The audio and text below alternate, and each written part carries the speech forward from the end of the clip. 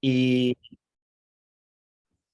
recapitular lo que hablamos la vez pasada y hablar un poco de la teoría del caso específicamente aplicada a los supuestos de las audiencias y ver algunas audiencias y los problemas que se presentan en esas audiencias y quizás los aciertos y los defectos que hay en el ejercicio de la abogacía en cada uno de esos casos y relacionarlos con la teoría del caso y pensar qué es lo que podría haber pasado si eso se hubiera hecho de otro modo. La vez pasada decíamos que la teoría del caso era una historia organizada, simple, comprensiva de los hechos, de las pretensiones y de la prueba, y posiblemente reforzada por un tema. Y esta teoría, esta historia, porque nosotros entendemos mejor y recordamos mejor y aprehendemos mejor los hechos en forma de una narración como un cuento, que tiene que estar organizada en función de lo que queremos lograr, que tiene que ser sencilla, porque nadie quiere agotarse leyendo algo que tiene que leer por obligación y no por gusto, y en general no tan bien escrito, porque no escribimos tan bien las abogadas y los abogados. Tiene que ser, decíamos, comprensiva de todos los hechos, de todas las pretensiones y de las pruebas con que queremos fundarlos, y nos sirve esta teoría del caso en general en dos aspectos. Por un lado, es un mapa para que nosotros podamos saber cómo organizar el resto de nuestro litigio y cómo conducirnos en ese proceso, y es una guía para articular y organizar el material de ese proceso, organizar los hechos, organizar las pretensiones que se fundan sobre esos hechos, organizar la prueba que tenemos que ofrecer para acreditar esos hechos, organizar los argumentos que podemos construir a partir de esa prueba. Como siempre digo, una cosa es decir, bueno, mañana voy a empezar a comer sano, pero sin organizar una dieta. Otra cosa es organizar una dieta y establecer un plan y ver qué voy a comer, cuándo, dónde, a qué hora, con qué frecuencia y cómo lo voy a organizar. La teoría del caso es la dieta. No es solo saber que tengo que comer sano, es organizar cómo va a ser mi alimentación. En este caso es organizar cómo voy a llegar desde el planteo de la persona que recurre a mis servicios como abogada, como abogado, hasta la sentencia que me resulte favorable, explicando en forma sencilla, concisa, organizada, eh, respaldada en los hechos, consistente con la ley, coherente con el sentido común, fácil de comprender, explicando de esta forma por qué la posición de mi clienta o cliente tiene que prevalecer frente a la otra posición. Esto, en general, lo que habíamos hablado de teoría del caso. Lo que quería ver ahora es cómo pensar la teoría del caso o la influencia de la teoría del caso en, en general respecto de la prueba y en particular en el momento de las audiencias o en el desarrollo de las audiencias. Y esto es lo que quería ampliar un poco en esta segunda charla. Cuando decíamos que la teoría del caso tenía que ser comprensiva de los hechos y las pruebas, o que tenía que estar respaldada en los hechos, eso implica que para todos los hechos que yo afirme, tengo que tener al menos una prueba, al menos un medio de prueba que corrobore el hecho que afirmo. Si yo afirmo cosas que no puedo probar, lo que voy a hacer es debilitar la teoría del caso y debilitar mi narración. Porque donde la otra parte o donde el tribunal encuentra que hay hechos que yo afirmo muy seguro de mí mismo, pero que no puedo después corroborar con las pruebas, lo que voy a hacer es minar mi credibilidad. Entonces, todos los hechos que afirmo tienen que tener una prueba que los respalde. Y lo que tengo que probar son justamente hechos. Parece una perogrullada, pero lo que tengo que probar son los hechos y no las conclusiones que resultan de esos hechos. Es decir, y para poner el mismo ejemplo que la otra vez, tengo que probar que pasó el semáforo en rojo y que venía mirando el celular, no tengo que probar que no le importan las normas de tránsito, que es descuidada respecto del daño que le pueda causar a las demás personas o que no tiene conciencia de lo que significa manejar un vehículo. Pues esas son las conclusiones que yo saco de los hechos. Yo tengo que probar los hechos. Probar las conclusiones es mucho más complicado, porque generalmente requiere también algún tipo de prueba respecto de estados psicológicos, de opiniones, de ideas, de formas de comportarse. La conclusión de los hechos tiene que surgir de los hechos a través de la narración de mi teoría del caso, pero yo no tengo que probar las conclusiones, tengo que probar los hechos. Ahora, también respecto de esas afirmaciones o conclusiones, tengo que poder distinguir entre afirmaciones más fuertes y afirmaciones más débiles. Se dice que las afirmaciones son fuertes cuando es muy difícil que la otra parte tenga otra versión plausible de lo sucedido. Si pasó en rojo y venía mirando el celular, que no le preocupan las normas de tránsito o que es una persona desapegada del daño que puede causar, es una afirmación que puede ser fuerte porque es difícil que la otra parte tenga una afirmación que sea razonable, que sea plausible, que se base en los mismos hechos. Ahora, si yo digo que pasó en rojo solamente, no sé si de eso puedo sacar con tanta fuerza que no le interesan las normas de tránsito. Se puede haber distraído, podía estar acudiendo a una emergencia médica, podía haber tenido miedo de alguien que estaba ahí. Entonces, las afirmaciones fuertes son aquellas que son difíciles de controvertir por la otra parte de una forma plausible, de una forma, de nuevo, razonable, comprensiva del sentido común, que pueda ser sencillamente explicada y que sea, en definitiva, más o menos creíble. Entonces, todos los hechos tienen que ser probados, pruebo hechos, no conclusiones sobre los hechos. Las conclusiones de los hechos las hay más fuertes y más débiles. Según mi caso esté fundado en consecuencias fuertes o en mayoría de consecuencias o afirmaciones fuertes o en mayoría de afirmaciones débiles, va a ser la fuerza y las posibilidades de éxito que va a tener mi caso, porque las afirmaciones o conclusiones débiles son posibles de ser rebatidas con una explicación razonable de la otra parte. Una de las cuestiones que algunos se plantean respecto a la teoría del caso y de la prueba son los límites éticos de esto. Es decir, si lo que me está planteando la teoría del caso en general y en el marco de la prueba en particular es que yo invente pruebas, que engañe al tribunal, que tergiverse las pruebas que tengo y si esto es éticamente aceptable o éticamente reprochable. Y en general, la idea de la teoría del caso en general, aún con la narración, con la historia, con el tema que remarque y recalque cuál es el motivo por el cual mi cliente debe prevalecer en el juicio, la idea no es engañar a la otra parte ni engañar al tribunal, la idea es presentar los hechos del caso, las pretensiones y las pruebas del modo que más fácilmente se puedan asimilar y comprender, y del modo que mejor soporten las pretensiones que nosotros venimos a traer, como la otra parte va a hacer lo mismo. En la prueba exactamente lo mismo. La idea no es tirar toda la prueba encima dentro de la contestación o dentro de la demanda y que se produzca como sea y amontonar un montón de pruebas. La idea es que la prueba tiene que ser presentada de un modo coherente y lógico para mejor explicar y soportar los hechos que nosotros pusimos y que dieron sustento a nuestra teoría del caso.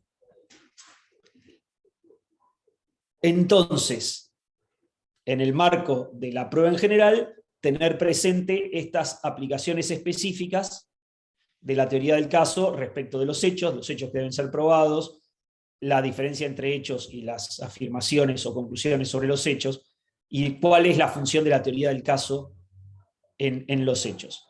Ahora bien, la mayoría de los, por no decir todos, los códigos procesales más modernos en el país y en Latinoamérica establecen, y todos los proyectos de reforma de los códigos procesales, establecen un proceso que solemos llamar por audiencias, en el cual la presencia de la jueza o juez en la audiencia es obligatoria, ineludible, la inmediación entre la prueba, el material probatorio y quien tiene que tomar la decisión es de la esencia de este tipo de procesos, y en general se organizan todos sobre la misma base: una audiencia preliminar y una audiencia de vista de causa.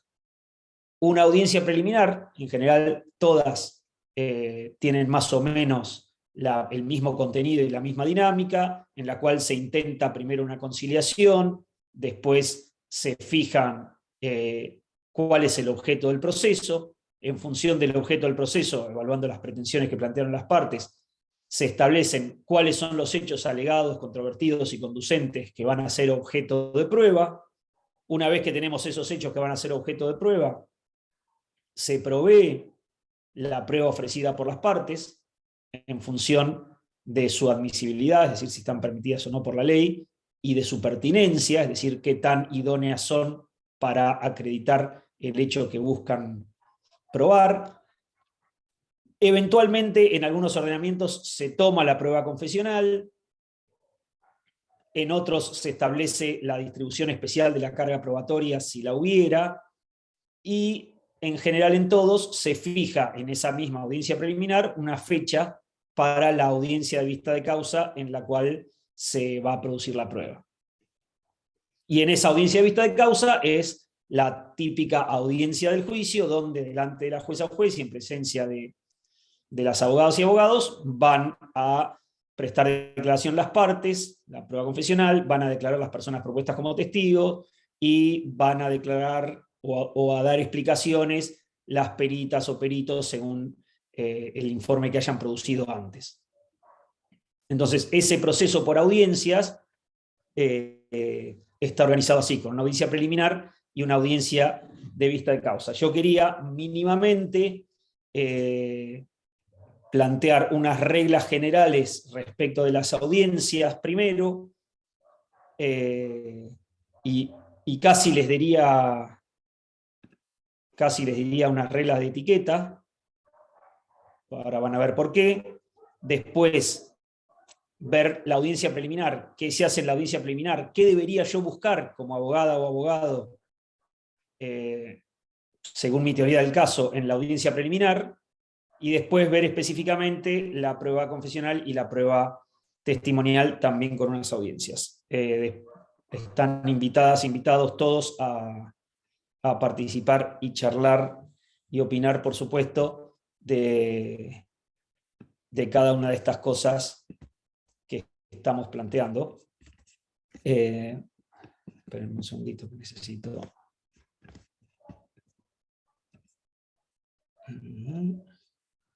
Acá pongamos el puntero. Entonces, respecto de las audiencias, obviamente ser puntual, ustedes me dicen es una obviedad, pero no es una obviedad. Obviamente ser puntual, obviamente ir vestido del modo en que se espera que vaya vestida o vestido.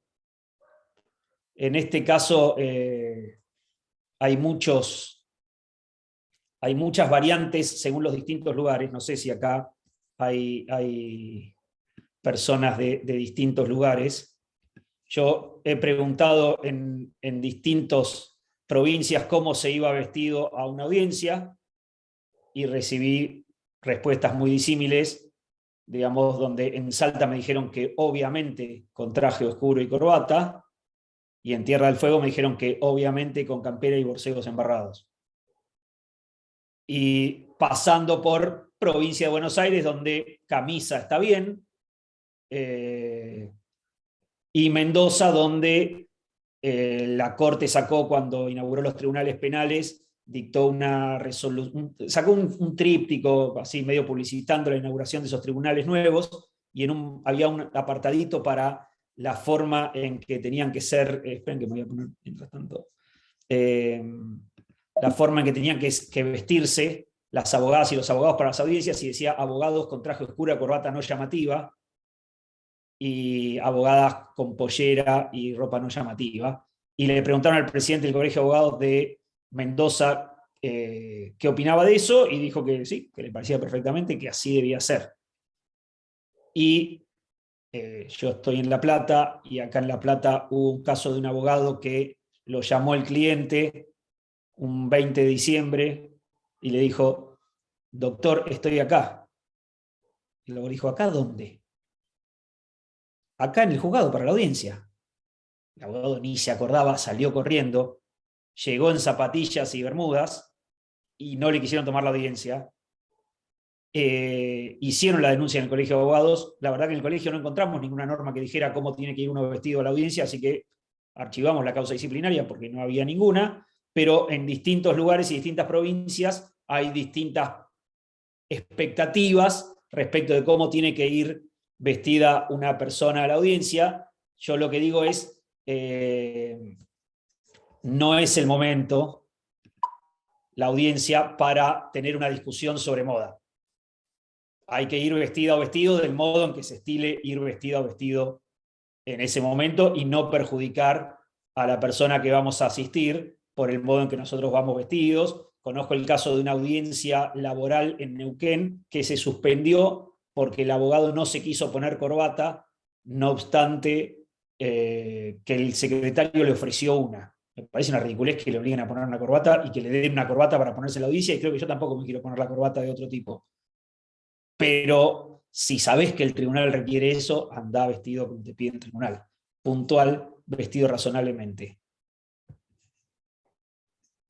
A veces nos parece que está bueno discutir con la otra abogada o abogado, pero esa discusión tiene que ser con un límite y cordial, porque tampoco queremos nosotros ser los identificados como los discutidores insoportables, porque también perjudica nuestro caso, igual que perjudica nuestro caso interrumpir a la jueza o juez cuando está hablando, lo que no tenemos que hacer nunca. Ustedes me dicen, todas estas son obviedades, pero ahora vamos a ver que no son tan obvias.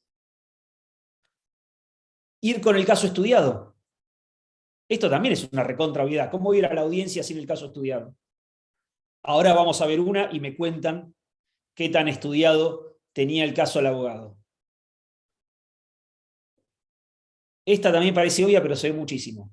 No está bueno hacer caras mientras la otra abogada o abogado o el testigo habla. Muchísimos y muchísimas abogados lo hacen, y hacen así, hacen no, ponen cara de qué hambre, qué barbaridad, lo que sea. No está bueno. Termine como termine, somos todos colegas y nos vamos cordialmente y damos una buena imagen de lo que pasó y de nuestro cliente y de nuestro caso, sin resentimientos que, como les digo, no le hacen ningún favor a nuestro caso y a la imagen que vamos a dar nosotros de nuestro caso. Ahora, todas estas normas de etiqueta, les decía, parecen obvias, pero hay algunas que no son tan obvias y que sobre todo vemos en las, en las audiencias virtuales. Por ejemplo, have a filter turned on in the video settings. You might want to take we're a trying to, can you hear me, Judge? I can hear you. I think it's a filter. It is, and I don't know how to remove it. I've got my assistant here, she's trying to, but I'm prepared to go forward with it. I'm here live, I'm not a cat. I'm not a cat, le dice el abogado, no soy un gato. Sí, está bien, sí, más o menos nos habíamos dado cuenta. Le quedó el filtro del zoom puesta, esa fue muy famosa en su momento, se hizo muy viral por todos lados, el abogado que tenía puesto el filtro de gato y no podía estar en la audiencia sin sacarse el filtro de gato. Pero esta es nuestra, esta que viene ahora, y no es de un abogado, aparentemente es de una jueza, y es casi, o es peor. Para que formule su alegato. Doctor. Perdón, doctor Panelo, perdón. Sí, doctor. Doctor Panelo, discúlpeme y disculpas el doctor Chítaro, recién lo llamé. No la veo. Tiene que poner la pantalla. Sí, estoy con el toallón porque me acabo de bañar, doctor. ¿Le molesta que por esta vez no verme la cara? Me la voy a sacar cuando me termine de bañar. Adelante. Bueno, ay, perdón. Me ve la gorra. Yo le acabo de plantear. Le molestó, pero como era su colega de cámara no le dijo nada. Pero a mí, si hubiera sido el abogado o el abogado que estaba en la audiencia, me hubiera molestado todavía un poco más. Que la jueza dijera, no puedo estar con la cámara porque tengo el toallón porque me acabo de bañar. ¿No? Pero todavía puede ser peor. ¿La víctima? ¿Tuvo contacto con la víctima? No, señoría, no tuve contacto con la víctima antes de esta vez. Repítame, porque creo que el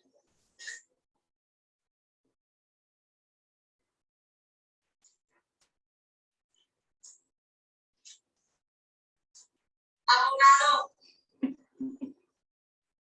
¿Sí lo escuchó? No trae pantalones, está en una audiencia. ¿Tengo pantalones, señoría? Yo lo vi. Esta me parece buenísima porque me gusta que, aunque todos vimos que no tiene pantalones, mira y dice, sí, tengo pantalones.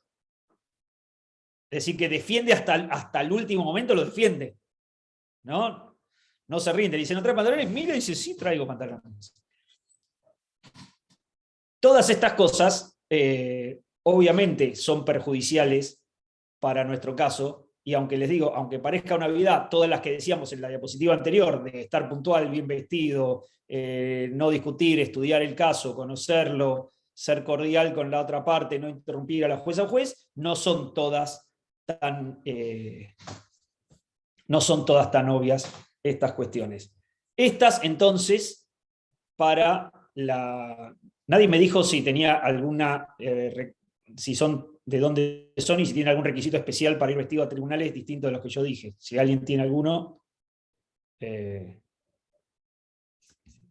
hable ahora o calle para... No calle para siempre, pero hable. Si tiene alguno distinto.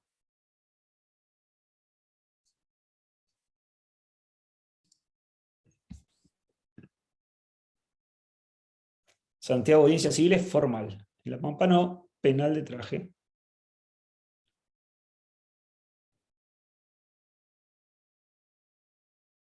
Bueno, por eso hay distintos lugares donde es más formal o menos formal. Por ejemplo, sé que en Mendoza le pusieron una sanción a una abogada en un expediente laboral por la minifalda.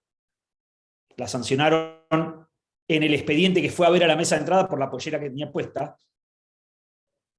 Y el presidente del Colegio de Abogados le dijo, y yo sabes que te sugeriría que te lleves un pareo en la cartera y cuando entras al tribunal te lo pongas, así no estás con esa pollera tan corta. Yo le dije, está bien, en La Plata te prenden fuego el colegio si decís eso. Literalmente, y con justa razón, te prenden fuego el colegio. Pero en Mendoza parece que es algo que se puede decir. Entonces son muy variados. Sin pantalones no, y con toalla tampoco, y con cara de gato tampoco. Pero sí hay mucho, no sé si han tenido la posibilidad de verlo, pero hay mucha audiencia en el auto, mucha audiencia con perro ladrando, virtual, ¿no? Virtual en el auto, virtual con perro ladrando, virtual con gente pasando. Entonces,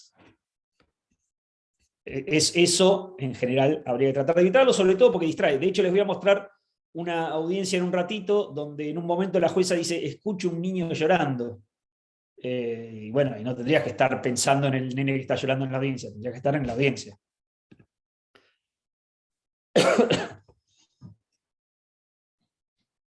Pensando entonces en la audiencia preliminar y la teoría del caso, ya pasando de las audiencias en general o de las generalidades de las audiencias a la teoría del caso, a la audiencia preliminar específicamente y su relación con la teoría del caso,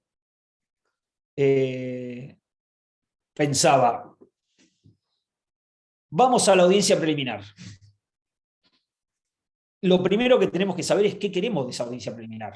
Y qué queremos de esa audiencia preliminar también está relacionado o regido o guiado por nuestra teoría del caso. Ya vimos para qué servía la audiencia preliminar, ¿no? Lo primero es intentar una conciliación, después establecer el objeto del proceso, los hechos controvertidos que van a ser objeto de prueba, proveer la prueba, fijar la fecha de la audiencia de vista de causa.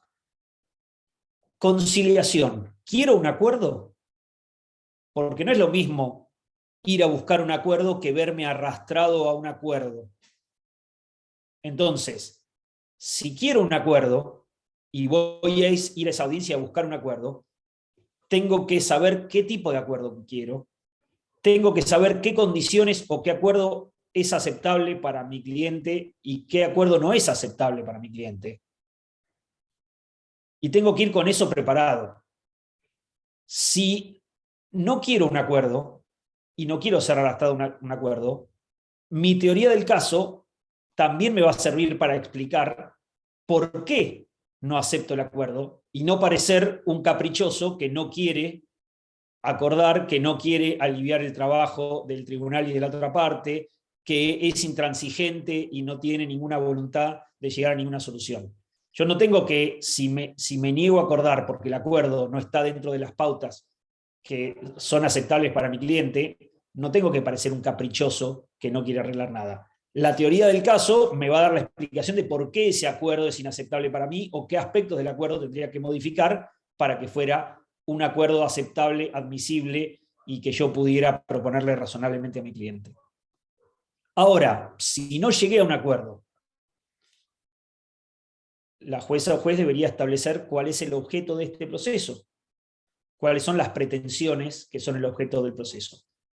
Y ahí yo tengo que tener claras, irme de esa audiencia habiendo conseguido que mis pretensiones, las que fundan mi teoría del caso, hayan quedado establecidas como objeto del proceso, y para eso las tengo que tener claras, y para eso me servía la teoría del caso, porque la teoría del caso era esa historia, esa narración comprensiva de las pretensiones, los hechos y las pruebas. Entonces yo tengo que tener bien claras cuáles son mis pretensiones, cuáles son las principales, cuáles pueden ser las accesorias, y tengo que irme de esa audiencia habiendo conseguido que mis pretensiones formen el objeto del proceso. Y también tengo que irme con cierta claridad respecto de las pretensiones de la contraria, porque no puedo defenderme sino de pretensiones que están claras y explícitas. La teoría del caso, de nuevo, es la guía para que yo pueda saber cuáles de mis pretensiones puedo dejar caer, cuáles son principales, cuáles son accesorias, de cuáles no me puedo desviar de ninguna forma sin perjudicar la esencia de mi caso. Lo siguiente que va a pasar, o que debería pasar en la audiencia preliminar, es que la jueza o juez fijara cuáles son los hechos controvertidos y conducentes que son objeto de la prueba. Y acá de nuevo, dijimos hace un ratito que era una historia comprensiva de las pretensiones, los hechos y las pruebas, y dijimos que todo hecho tenía que estar respaldado por una prueba, y dijimos que había hechos o conclusiones de hecho más débiles y más fuertes, y yo tengo que tener en claro esto, porque tengo que lograr que los hechos esenciales de mi pretensión sean considerados como objeto de prueba o exentos de prueba, porque son notorios, porque no necesitan prueba, porque fueron reconocidos por la otra parte, o objeto de prueba y que vamos a producir pruebas sobre esos hechos. No puedo irme de la audiencia sin que los hechos, los hechos que dan base a mis pretensiones principales hayan quedado probados, reconocidos, o se los haya marcado como hechos susceptibles de ser probados. Y para saber cuáles son esos hechos principales de mis pretensiones, otra vez vuelvo a la teoría del caso.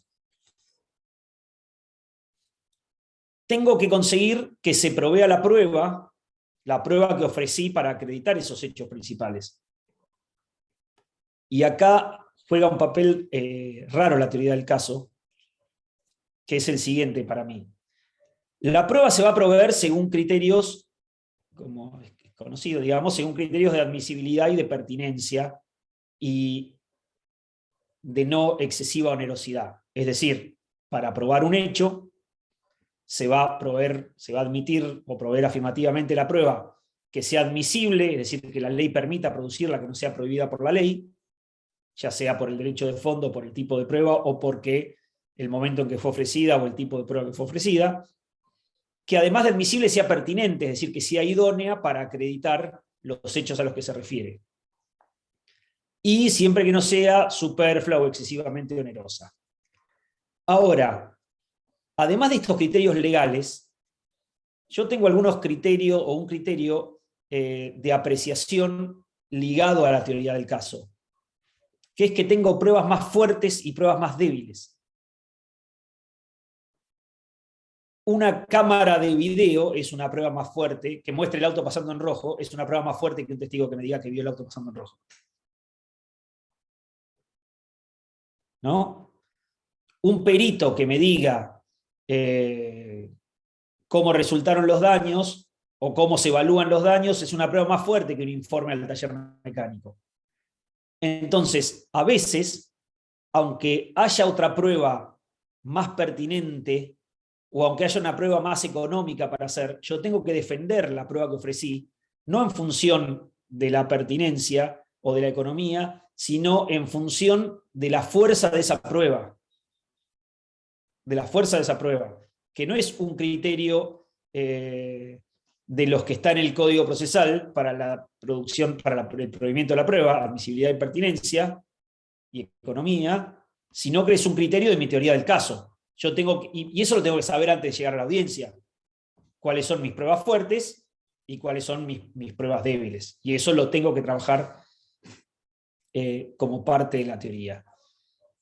Y el otro día dijimos, o dije me parece, si no lo dije, lo digo ahora, que la teoría del caso, primero que podían ser varias teorías del caso, no al mismo tiempo, pero sí sucesivamente. Quizás la teoría del caso de la mediación no era la misma teoría del caso del juicio y no es la misma teoría del caso del recurso. Y eso además porque yo tengo que ir teniendo en cuenta y ajustando mi teoría del caso a lo que va sucediendo durante el proceso. Yo no puedo, si pasaron cosas durante el curso del proceso, no puedo hacer de cuenta que no sucedieron y seguir como si nada. Tengo que tomar en cuenta los hechos, las situaciones adversas que pueden haber ocurrido y organizarlas en mi teoría del caso. Por eso puse al final evaluar, porque yo debería irme de la audiencia preliminar haciendo una evaluación de todo esto que sucedió. Es decir, dimos, mi clienta o cliente y yo, una buena impresión en la audiencia, conseguimos el acuerdo que queríamos o quedamos lejos del acuerdo que queríamos, conseguimos que como objeto del proceso se incluyeran nuestras pretensiones, lo consiguió la otra parte, conseguimos que los hechos objeto de prueba fueran los hechos que eran fundamentales para fundar nuestras pretensiones o no, lo consiguió la otra parte con las suyas, logramos que se provea la prueba que nosotros necesitamos para acreditar esos hechos o no, lo consiguió la otra parte. Y en función de eso reevaluar nuestra situación y reevaluar si nuestra teoría del caso necesita alguna modificación de las que todavía pueden ser hechas, porque obviamente preclusión mediante hay cosas que ya no podemos solucionar, pero quizás tenemos que reevaluar el caso, nuestra posición del caso y realistamente nuestras pretensiones de éxito. Según dice siempre Roberto Berizonce, de eso el cliente se da cuenta siempre. Dice, si te fue mal en la audiencia, el cliente se da cuenta siempre. Entonces, quizás es una buena oportunidad para irlo charlando. Si ahora les voy a mostrar dos audiencias preliminares. En la primera tengo alguna duda. respecto del rol que toma el juez, y tengo muchas dudas respecto del rol que no toma el abogado. Pero se las pongo y la vemos. Del arreglo de la moto, yo el arreglo que hice, o sea, de lo que fue el accidente no fue mucho. Yo después la arreglé porque, bueno, como trabajo la tengo que mantener. Lo que fue el accidente no se rompió, no tuvo mucho daño el accidente. O sea, pueden ser 200, 300 pesos.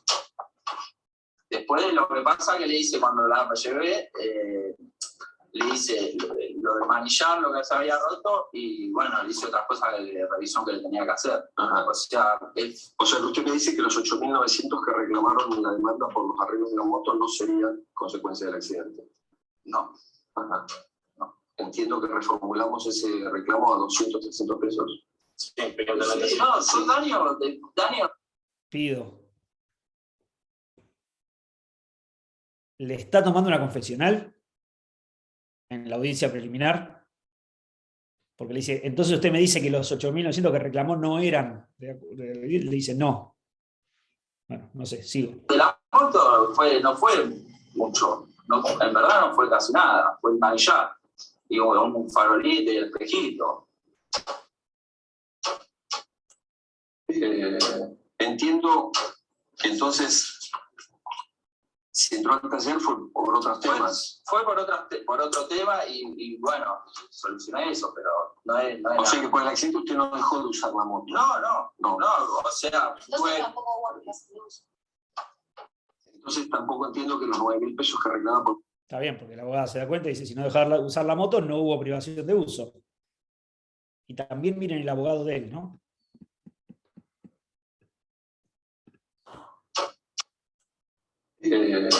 Entiendo que entonces, si entró al taller fue por otros temas. Fue por otro tema y bueno, solucioné eso, pero no es O nada. sea que por el accidente usted no dejó de usar la moto. No, o sea, fue... Entonces tampoco entiendo que los 9.000 pesos que reclaman por privación de uso los habría sufrido, porque no tuvo privación de uso de la moto. No, la usé como... O sea, yo cuando me levanto y me tengo que ir, estuve andando sin el embrague. O sea, Pero no es... No. Ahí lo que se me ocurre a mí, pero si quieren alguien quiere hablar o escribir, también los escuchamos atentamente. La audiencia preliminar, digamos, si yo voy a hacer que una parte confiese, o la voy a someter a un interrogatorio que voy a tomar como una confesión, debería avisarle cuáles son las consecuencias de lo que va a decir. Debería avisarle que puede contestar o no contestar y qué va a pasar si contesta o no contesta, y debería avisarle cuáles son las consecuencias de lo que va a decir. En la audiencia preliminar, teóricamente, la idea es llegar a una conciliación y no hacer que una de las partes confiese de esta forma. Y no hacer que una de las partes confiese de esta forma. Ahora, para mí el abogado estaba bastante incómodo, pero tampoco hizo nada. Tampoco hizo nada. Y a veces nuestro trabajo es quedar un poco mala onda con la jueza o con el juez. Y decirle, no va a hablar más, no hables más. Pero yo le estoy preguntando, sí, y él no va a contestar más. Y decirle, callate y no hables más. ¿No? Esa era la forma de proteger el derecho ahí. Decirle, callate y no hables más. No contestes más. El abogado no hizo eso y vio cómo se le iba desvaneciendo totalmente, porque reconoció todo a lo que le planteaba el juez. También hay otros que lo ven. Perdón, Sí. puede ser que además cuando la otra abogada le dice que no hay privación de uso, el abogado en su lenguaje corporal hace así como no entendiendo tampoco qué escribió entonces en la demanda. Para mí está muy incómodo. Para mí está muy incómodo el abogado en esa situación, pero, insisto, la solución para la incomodidad era tomando una actitud. Quiere decir, no vamos a seguir hablando de esto. Digamos, lo que dije, lo que reclamo es lo que está en la demanda, y los hechos son los que están en la demanda. Y si la otra parte me va a poner posiciones o me va a hacer preguntas, que me las haga. Pero en la audiencia preliminar no vamos a tener esta discusión. Es incómodo, obviamente, pero a veces nos toca de incómodo. Esperen que tengo varios en el chat.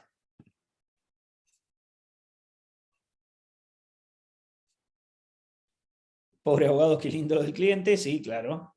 El abogado debe interrumpir la canción, es lo que decía yo, sí. Nexo de las preguntas, no corresponde a las preguntas en la etapa conciliatoria. Control lo debería llevar al abogado. Derrumbó las pretensiones, los límites de la audiencia preliminar, está el código de reformar las pretensiones, podría hacerse en una conciliación. Bien, por eso, yo estoy de acuerdo con eso, y me parece que así no debería ser una audiencia preliminar, pero me parece que también el abogado no supo cómo resolver esa situación ahí. Y a veces, digamos, eso puede ser por falta de repentización, digamos, de agilidad en la audiencia, de decisión, de no saber qué pasaba si le decía que no hablara más, pero hace un ratito les decía, llevar estudiado y leído el caso, ¿sí? Y de llevar estudiado y leído el caso, miren esta. Miren atentamente esta porque el juez, que es el doctor Trionfetti, hace exactamente todo lo que se hace en la audiencia preliminar.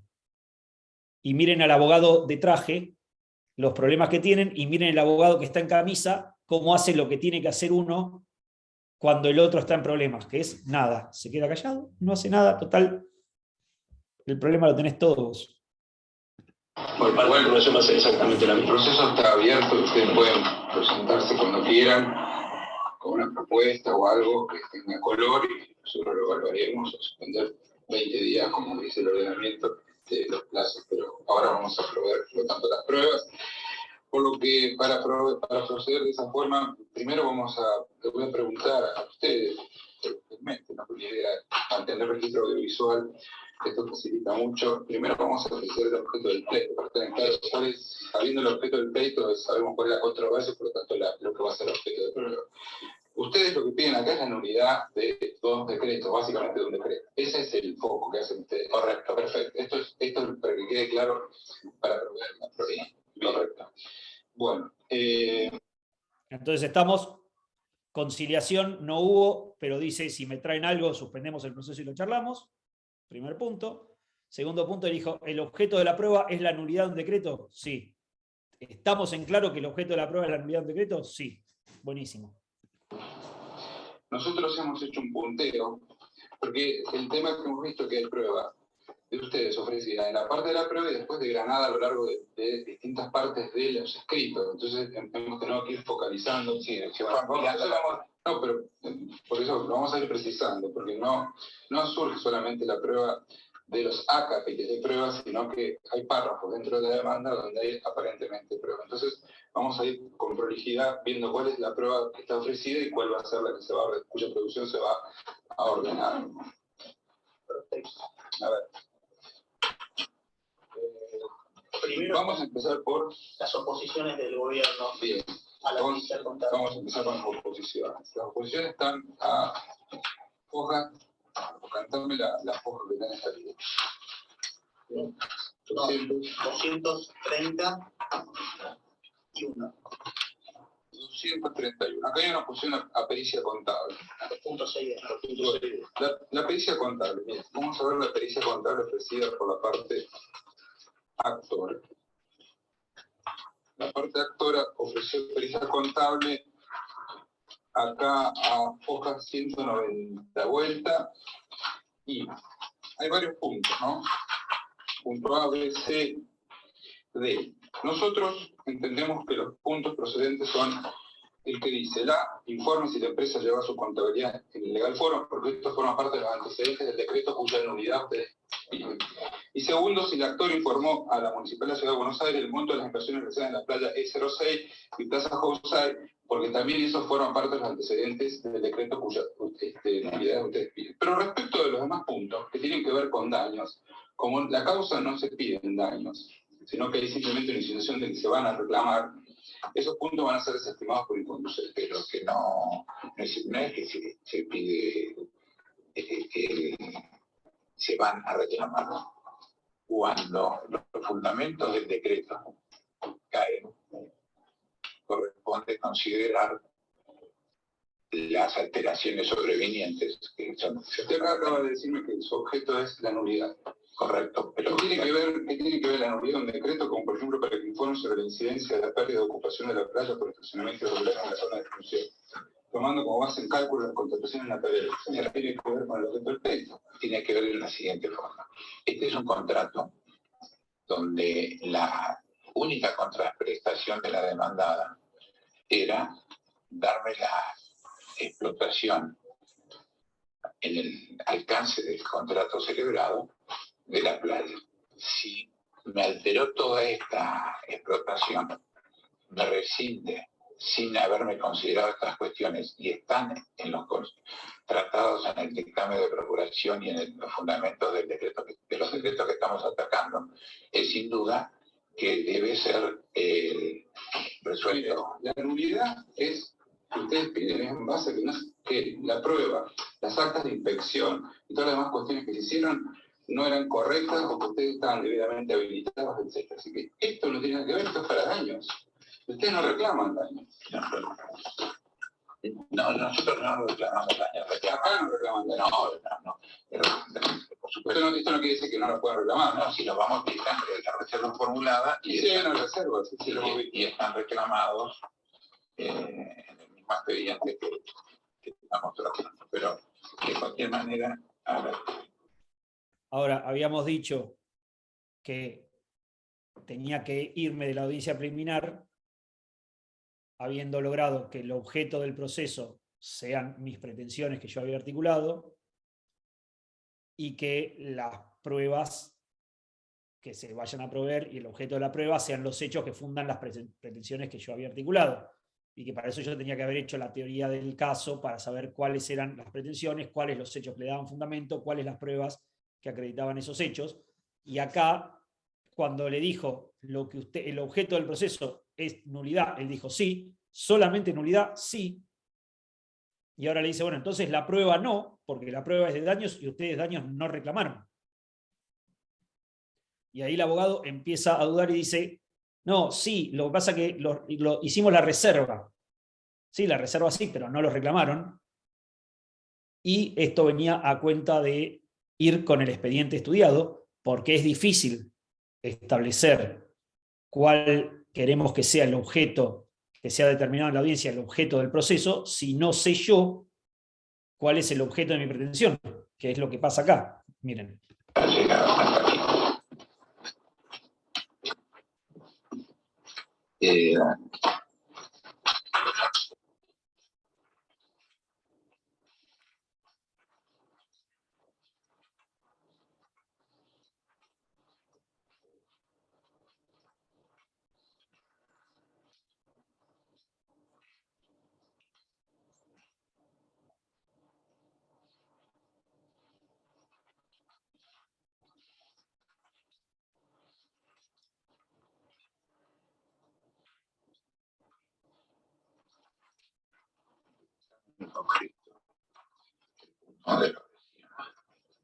Está buscando. Reserva, sí. Mire, le digo, usted en dos lugares hace reserva. Y nada, yo estoy buscando el objeto de la demanda. El objeto de la demanda es el punto 2. Nulidad. Y lo recalcan en varios lugares de la demanda. Es la nulidad. Es más, en el petitorio de la demanda dice que piden la nulidad. Nada más que eso. Petitorio.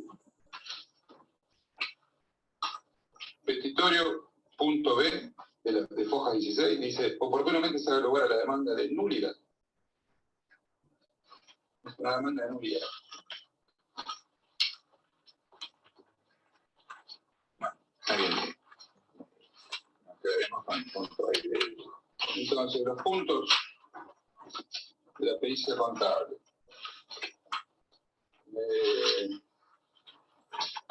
Sí. Ahora, esto es una catástrofe que te pase esto. Hiciste el proceso, pediste la nulidad, no pediste los daños, te quedaste sin toda la prueba respecto de los daños, porque en el objeto no lo pusiste. Tuviste que buscar en la audiencia preliminar en tu propia demanda a ver cuál era el objeto de la propia demanda que fuiste a defender ahí a la audiencia preliminar. Y cuando yo dije que había que ir con el estudiado, acá, cuando dije acá que había, no, sí, acá que había que ir estudiado, parecía raro. Bueno, para igual no eso más exactamente. Parecía raro, pero había que ir estudiado. Digamos, entonces le faltó la teoría del caso para saber si lo que él quería era la nulidad, y sobre la base de la nulidad de los daños, qué era la pretensión que tenía que plantear, cuáles eran los hechos y cuál era la prueba, y le faltó ir a estudiado ahí a ver qué quería conseguir de esa audiencia preliminar en relación con su teoría del caso. Pero tengo una buena audiencia preliminar, que es la que sigue, donde hay abogadas y abogados que lo trabajan bastante bien y que, como pasa muchas veces, no se enganchan con cosas que no necesitan y sí defienden con buen trato las cosas que necesitan defender. Esta es un poco larga, pero ahí la pongo.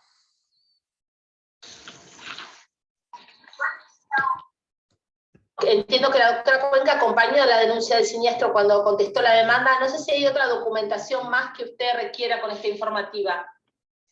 No, ahí solamente había una pericia, un reconocimiento médico que le habían hecho a Balbín, a pedido de la misma citada en garantía en su momento. Así que... bueno, pues lo lo pedimos. Sí, no, sí, si no lo tiene la doctora, yo desisto, no hay problema, no. Bien, muy bien. Bueno. Era una pericia médica hecha por el médico de Federación, que le había dado una incapacidad, todo a petición de Federación. Así que yo había hablado con la doctora Cuenca. Sí, no tengo autorización todavía, Cristian. Bueno. Si avanzamos con la pericia mecánica y vemos ese resultado, tal vez podamos conversar alguna posibilidad, porque tampoco hablé con el doctor Román y no estoy sola por la demandada, entonces tendría que conversarlo con él también. Y la verdad es que me demoré un poco en analizar la propuesta, sinceramente. Después hablo con el doctor Román y pido autorización a Federación Patronal a ver si me autorizan presentar ese informe. La verdad es que no lo sabría. De cualquier manera, estas son instrucciones precisas de la compañía. No puedo hablar de nada hasta que avance un poco la pericia mecánica o accidentológica o lo que fuera. Bien, doctor, si usted quiere yo se la mantengo la prueba, porque usted está en la presión. Bueno. La mantenemos, más allá, Federación, más allá de que usted verá cuando produce esa prueba, yo se la proveo positivamente. ¿Cómo no? Si después usted la produce o no. Bueno, y las otras dos ya están libradas por secretaría, tanto al Hospital Gutiérrez como a la UFI 14. ¿El Gutiérrez contestó, Facundo? Pues no la tengo, la de Gutiérrez. No, Gutiérrez no contestó, y la doctora Escarpino en abril había contestado, el 8 de abril, de que no tenían los medios para mandarnos fotocopias y demás, pero que igual la causa estaba en trámite. Eso fue lo que contestó con fecha 8. Bien. Bueno, sacamos reiteratorio al Gutiérrez, Facundo, por secretaría.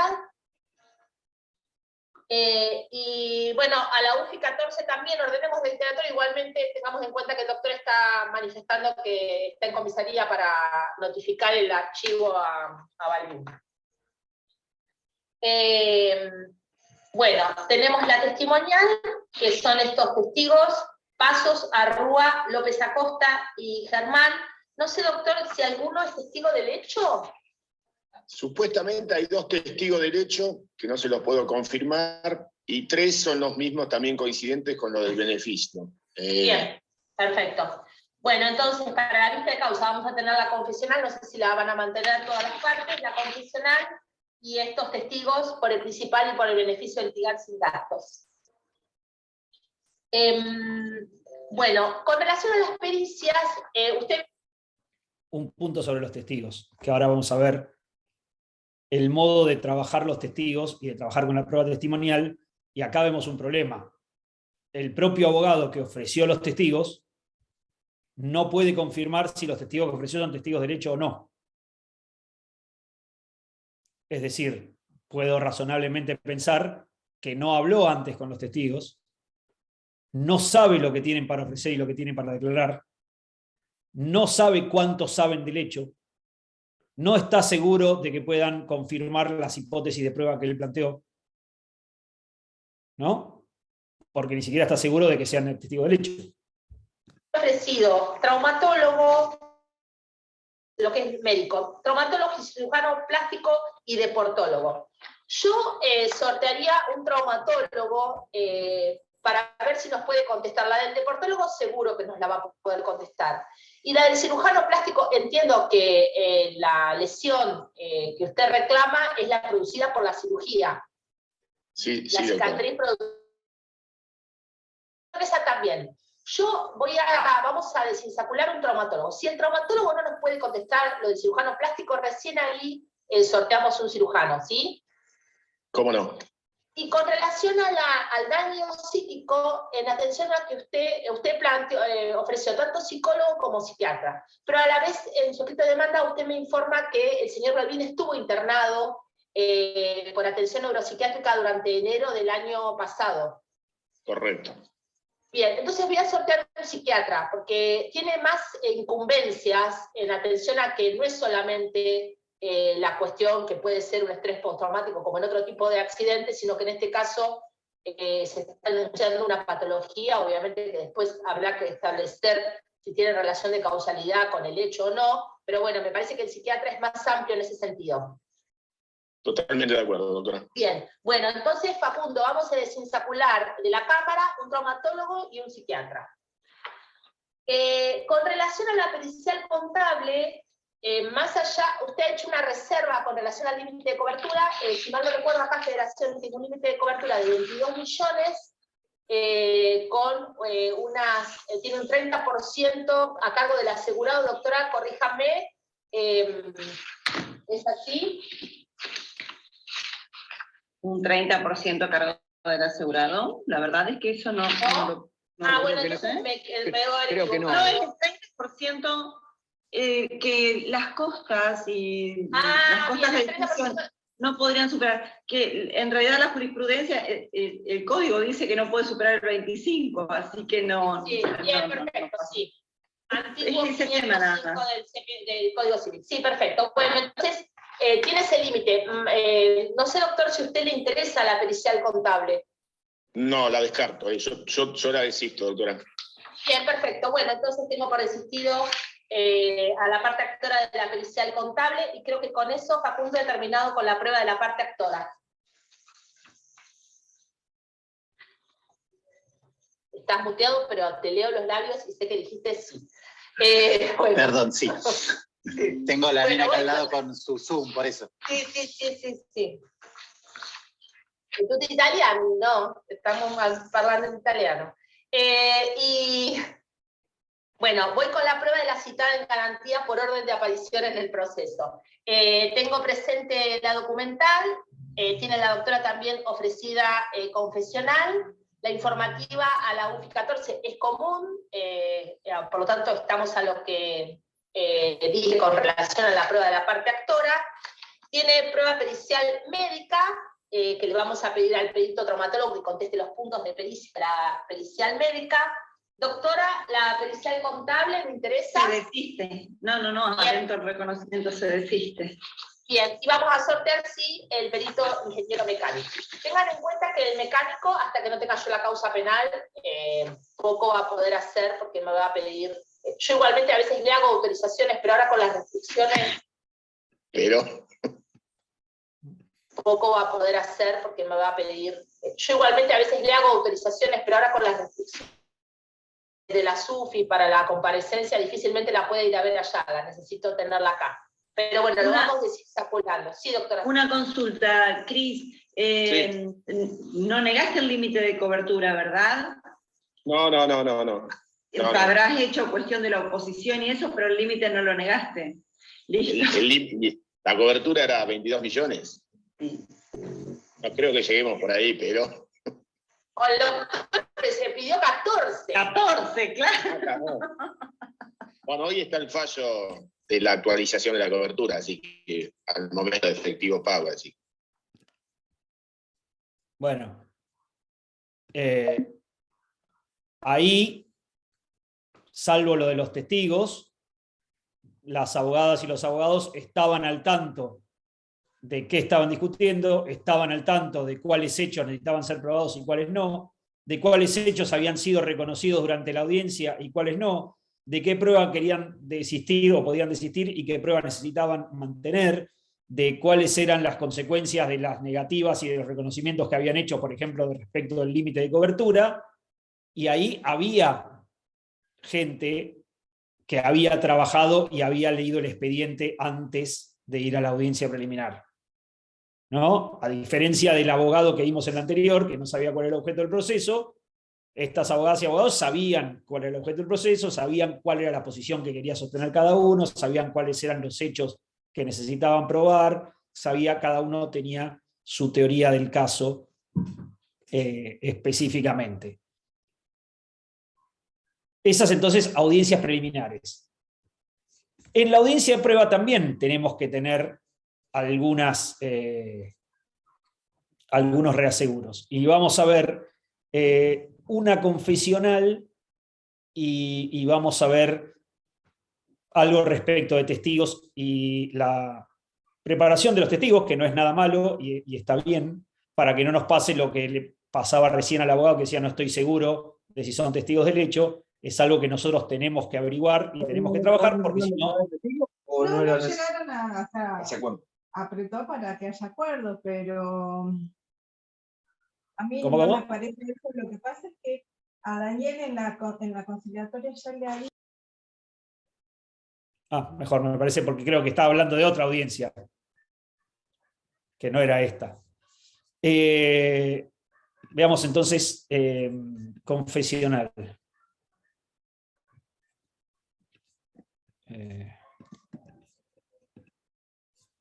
Confesional. Evidentemente, y siempre digo obviedades, y ustedes pensarán que siempre digo obviedades, como la decía de estudiar el asunto, la otra obviedad es que hay que conocer las reglas de la prueba confesional para ir a una audiencia confesional. Si no conoces las reglas de la audiencia confesional, te puede pasar más o menos así como en este caso. Buenos días, damos comienzo a la audiencia del día de la fecha, 20 de septiembre de 2017. De vista de causa, los autos Suárez, Jorge Hugo, con Autoteam, Sociedad Anónima sobre Daños y Perjuicios, en trámite por ante el Juzgado Civil y Comercial número 19 de La Plata, a mi cargo. Teníamos prevista para el día de la fecha audiencia confesional. En función de eso, le doy la palabra a la parte actora. Su señoría, invoco el artículo 48 del Código Procesal Civil y Comercial.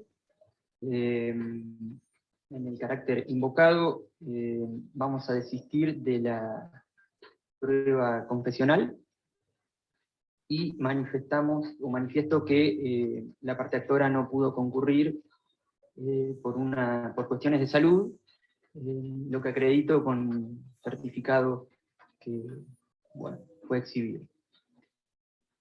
Bien, tengo presente y recepto la invocación del artículo 48 con los apercibimientos y las sanciones que establece respecto del plazo para su ratificación y la forma de hacerlo. La parte actora exhibe un certificado, acompaña un certificado para ser agregada a las actuaciones que antes del inicio de la audiencia le he exhibido a la parte demandada y le doy la palabra para que manifieste al respecto. Buenos días, su señoría. Esta parte solicita, teniendo en cuenta que está agregado el pliego de posiciones y que el actor estuvo debidamente y oportunamente notificado, la confesión ficta, teniendo en cuenta que el certificado que exhibe el actor no lo ampara para ausentarse en el día de la fecha. En todo caso, debió traer, entiendo, un certificado vigente a esta audiencia. Bien. Tengo presente también que no he dejado constancia el desistimiento de la parte actora con relación a la prueba confesional oportunamente solicitada y proveída en la audiencia preliminar. Exhibido que es el certificado y en función de lo normado por el artículo 417 del Código Procesal Civil y Comercial de la Provincia de Buenos Aires, que establece que la enfermedad deberá justificarse con anticipación suficiente la audiencia, mediante certificado médico, y que deberá consignarse la fecha, el lugar donde se encuentra el enfermo, el tiempo que durará el impedimento para concurrir al tribunal, y meditando que en función del certificado que en este acto se exhibe, expedido por el doctor Guillermo Topa el 11 de septiembre del 2017, en el que se indica reposo al paciente Jorge Suárez por el término de 48 horas, y en virtud de que este certificado no cumple los requisitos, hago lugar a la petición de la parte demandada, lo que difiero en cuanto a apertura del pliego y establecimiento de las incidencias y de las cuestiones que implica la confesión para la oportunidad de la gente. ¿Comparece una persona propuesta como testigo, señor? Dígame. Y ahí, solo por no saber el 417 y qué tiene que tener el certificado médico para eximir al absolvente de presentarse a absolver posiciones, quedó confesa la parte actora en ese proceso.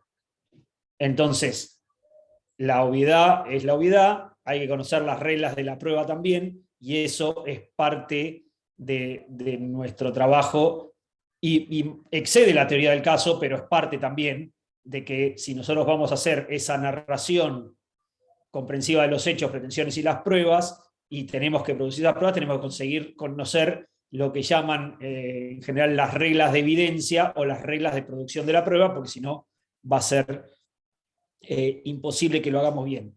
Y eso es particularmente interesante, me parece, en el caso de los testigos. Y vuelvo a la idea de no sé si son testigos del hecho.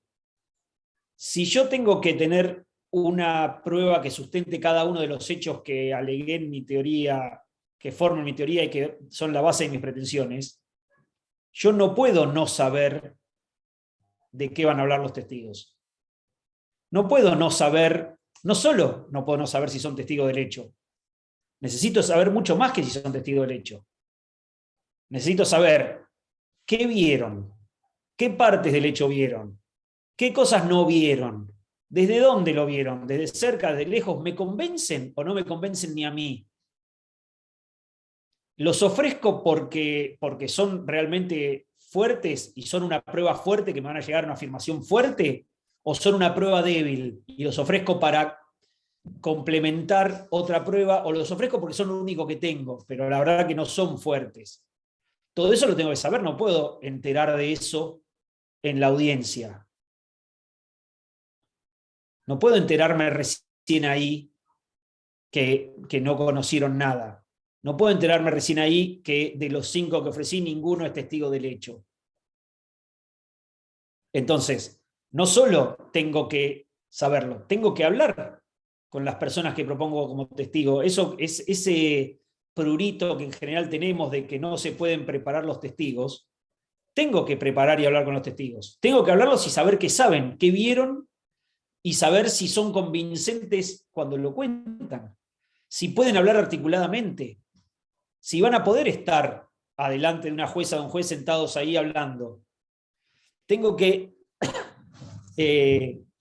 explicarles algunas cuestiones de qué es lo que va a pasar, porque si no la persona se pone muy nerviosa.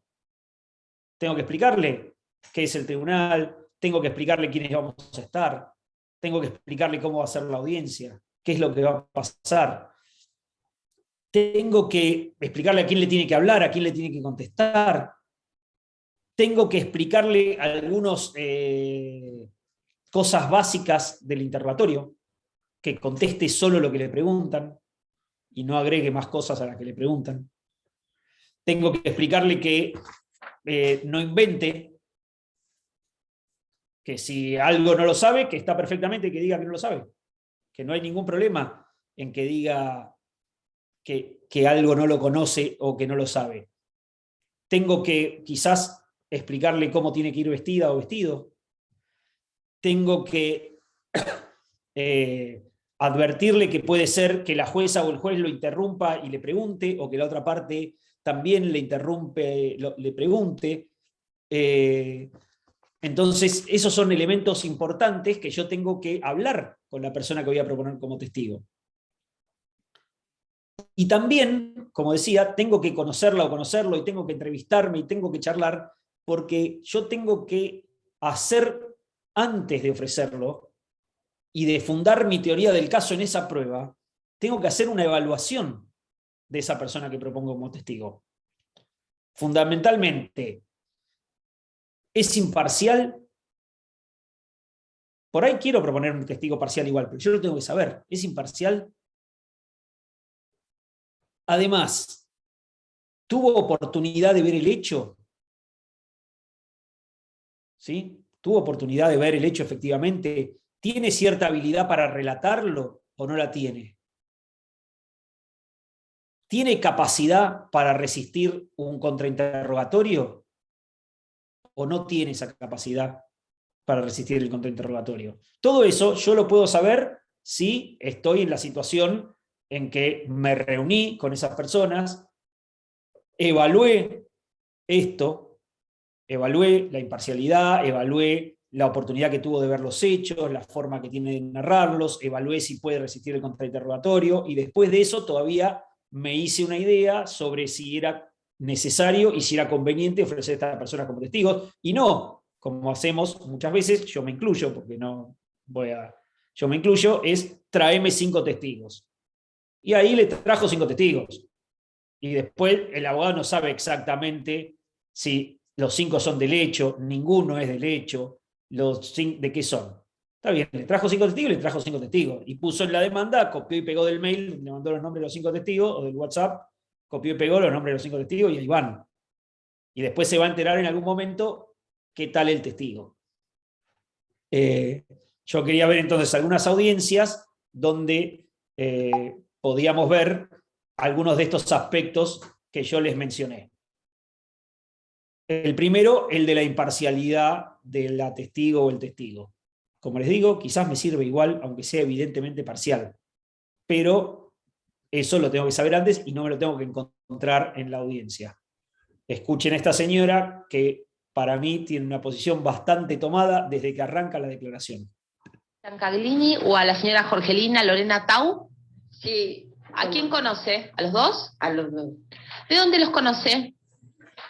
Yo lo conozco en el año 2089, que me mudé ahí, que compraron una casa que era de Jorgelina, para Jorgelina, porque yo primero conocí al padre de Jorgelina que estaba haciendo la casa, y después vinieron ellos porque compraron la casa de que era para Jorgelina. Jorgelina era menor de edad y encima ellos compraron la casa, no sé cómo hicieron con la tía y lo cagaron a Jorgelina desde ya. Bueno, vamos a dejar el tema de la casa porque la casa no es la discusión aquí.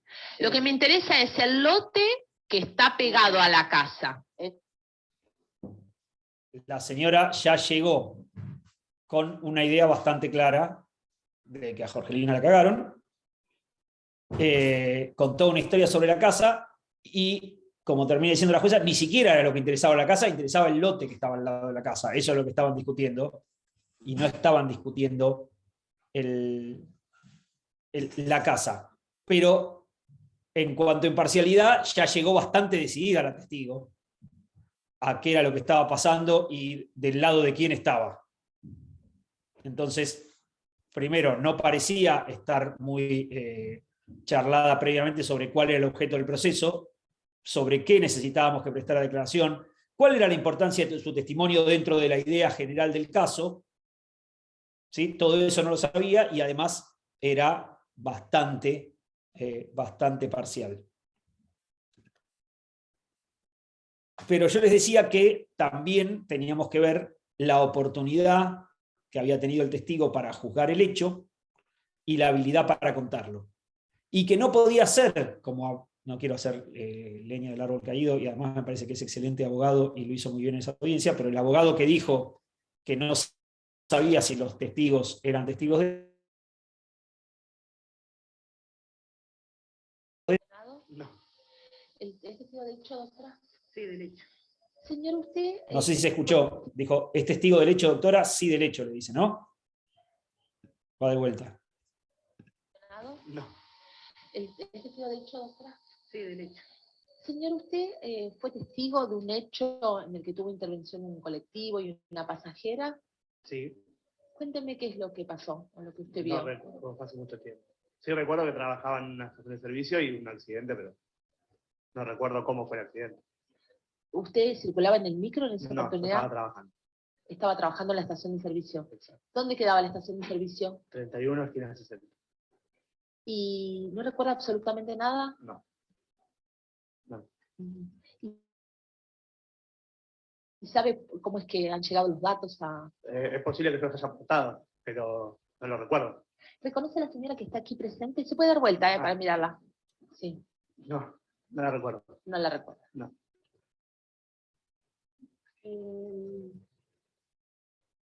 ¿Recuerda si declaró? ¿Conoce alguna de estas personas que le he mencionado? Ahí volví a empezar.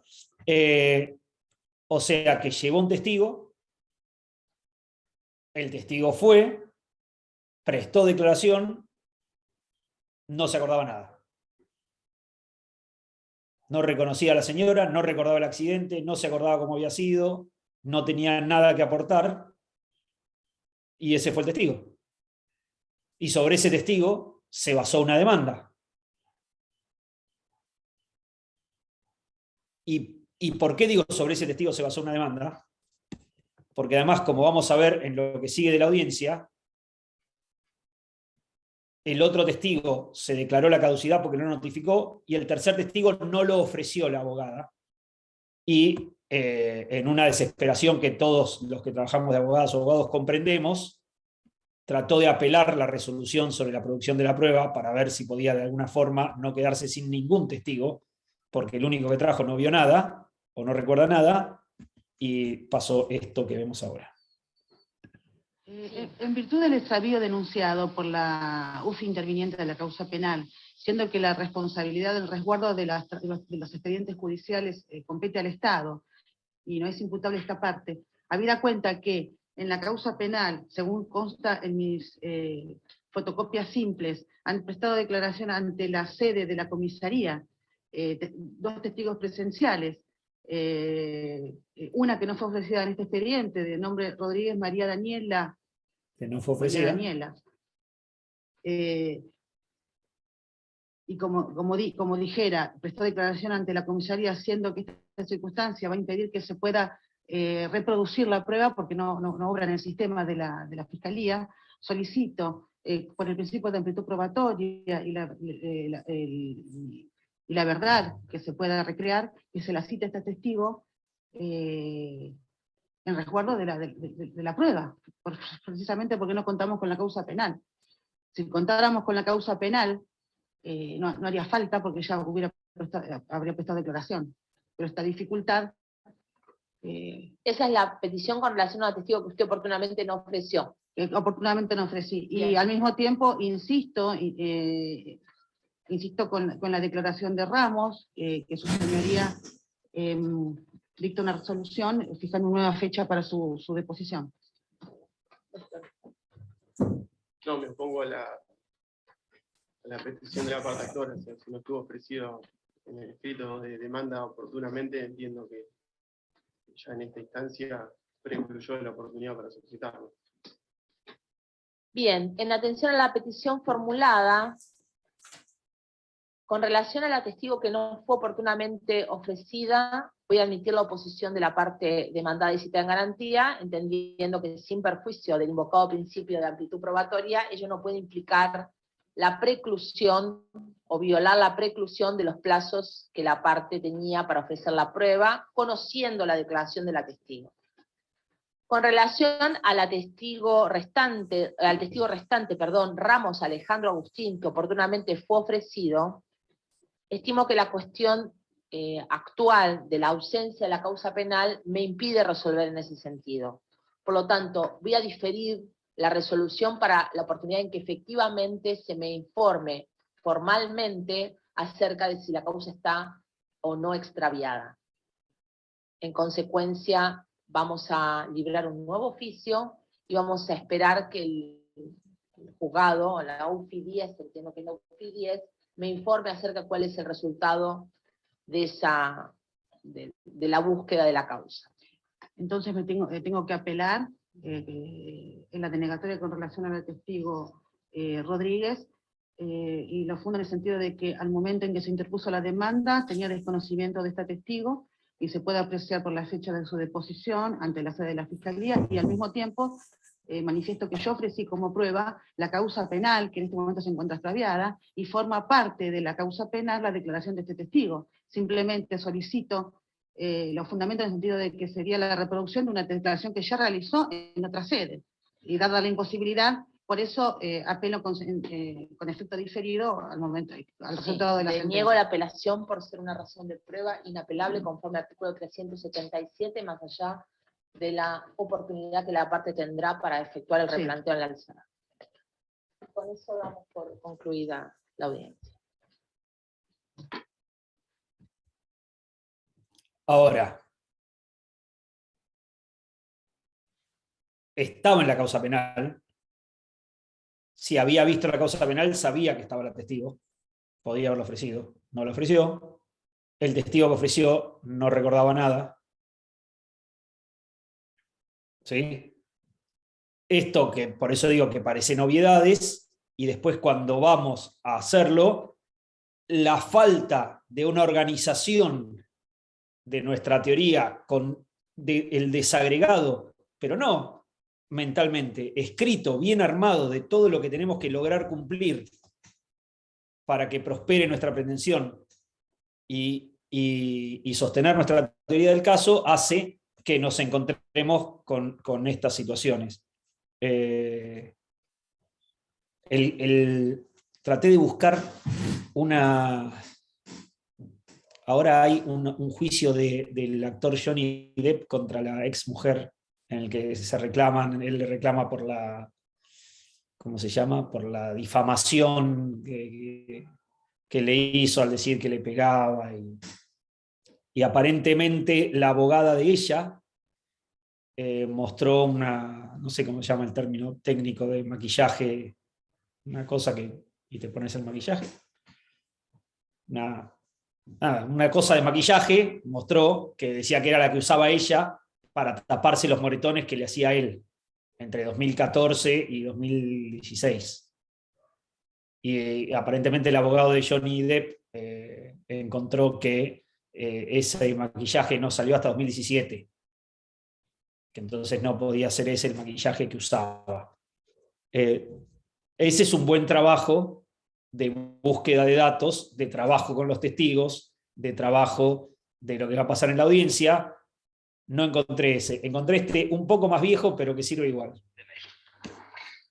You are registered, are you not, under the National Health Insurance Act? Aye, that's so. 4 and 6pence are paid every week. Oh, that's a terrible lot of money for a working woman to pay. I am sure that many agree with you. Now then, Miss Mackenzie, did you recently apply to the National Health Insurance for a hearing aid? For what? My lord, I must protest against the manner in which this question is being put. I will repeat the question, my lord. I asked you in a normal tone of voice, audible to everyone in open court, did you apply to the National Health Insurance for a hearing aid? Yes, I did.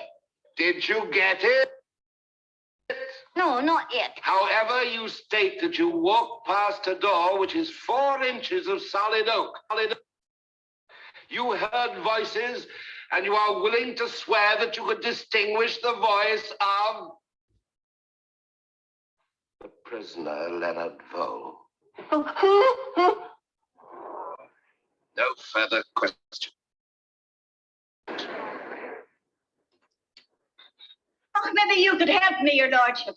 6 months ago, I applied for my hearing aid, and I'm still waiting for it. My dear Miss Mackenzie, considering the rubbish that is being taught nowadays, you are missing very little. You may stand down now. Testigo de Cargo es esa película muy vieja, pero muy buena.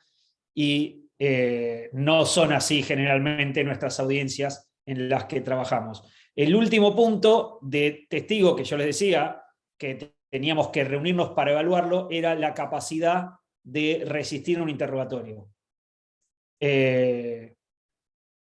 O la capacidad para mentir con una razonable, mínima decencia y que no te pase esto. Si conoce a Gustavo Martínez y en qué circunstancias. No. ¿No conoce a Gustavo Martínez? No. No. Bien. Un minuto. ¿Usted conoce a alguna de las personas que ya han declarado como testigo en este juicio hoy? No. No conoce a ninguno. ¿Conoce a un señor Gustavo Martínez a la que la rectora se ha referido recién que declaró antes que usted? No, no recuerdo, ¿no? No lo conoce. Nunca lo vio. No. Bien, señor. Espéreme.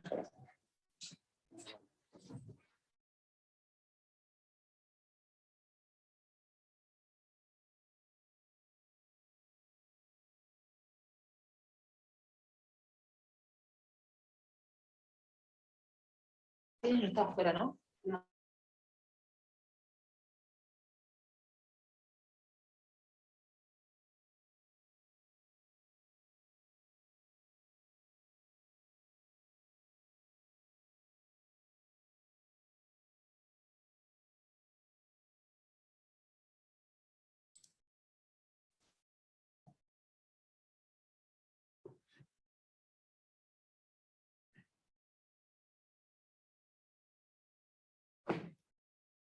Pablo, la última parte no se escuchó, no sé si...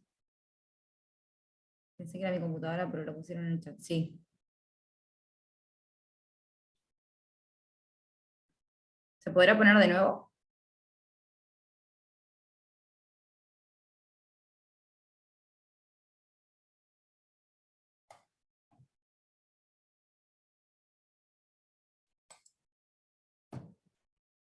Bien.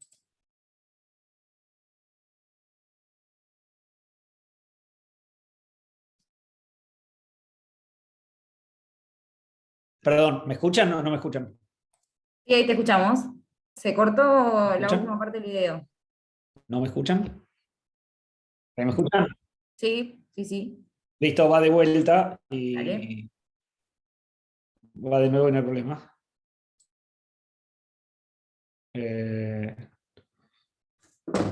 Va de nuevo.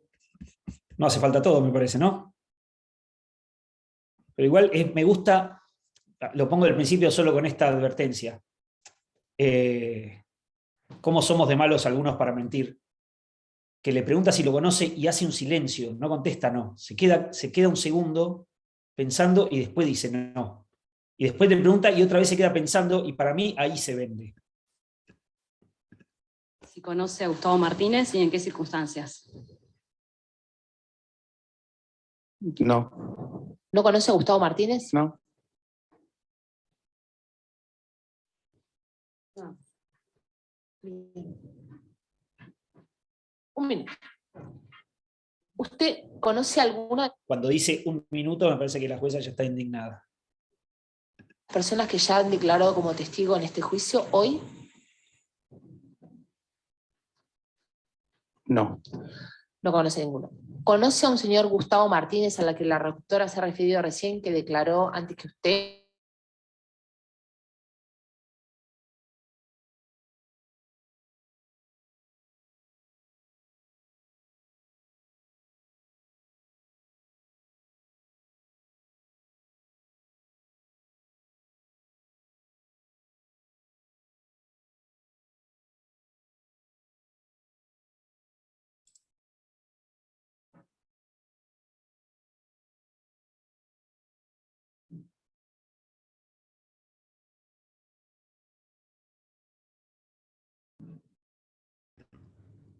cortesía de Fivertel, se me cortó de nuevo, así que ahora vamos con los datos del teléfono, ¿sí? Voy de nuevo.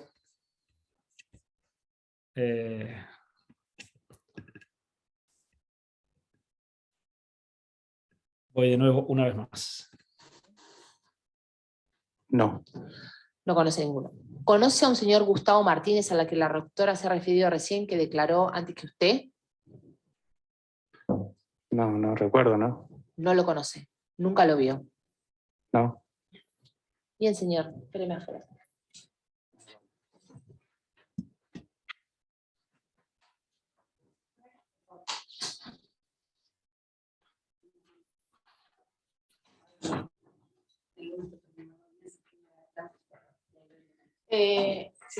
Sí, Martínez no está afuera, ¿no? No, bueno, haceme entrar al señor que se fue recién, al señor Martínez. Bueno, Martínez.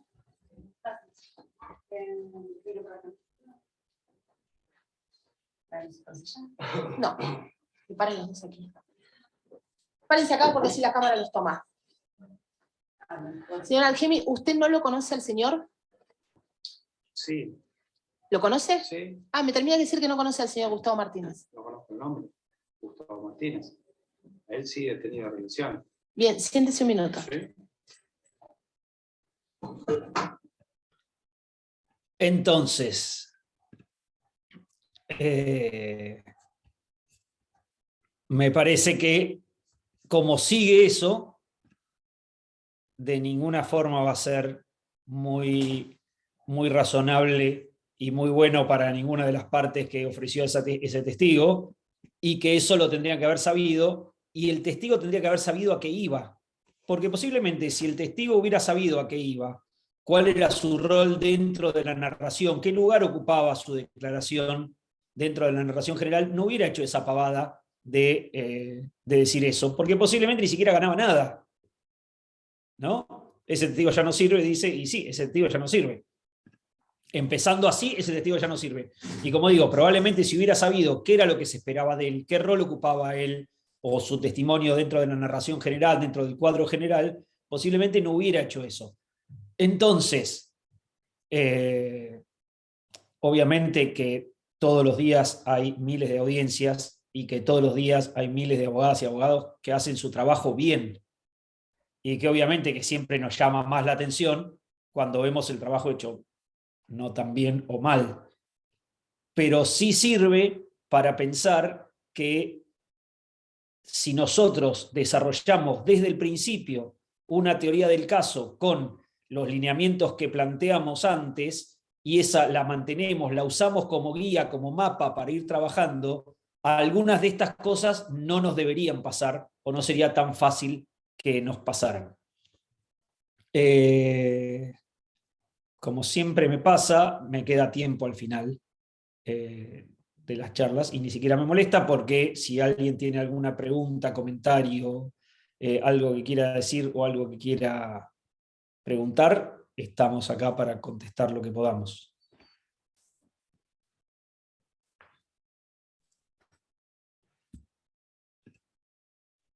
Muchas gracias. No sé si tienen preguntas, comentarios.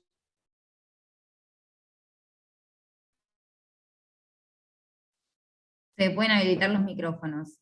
No hay problema, o si no levantan la mano y yo se los habilito. Pero no está bloqueado.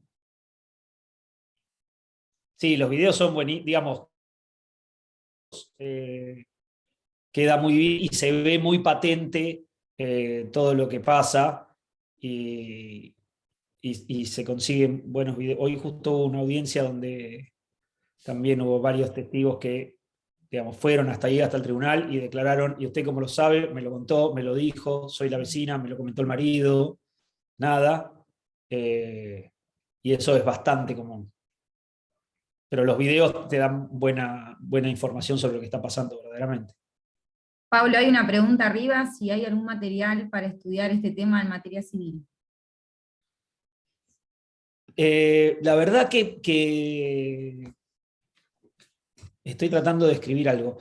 Poquísimo, porque es cierto, es bueno el punto, cuando preguntás en materia civil, porque en general todo lo que se habla de teoría del caso está pensado en materia penal, y lo que hay escrito está escrito en materia penal.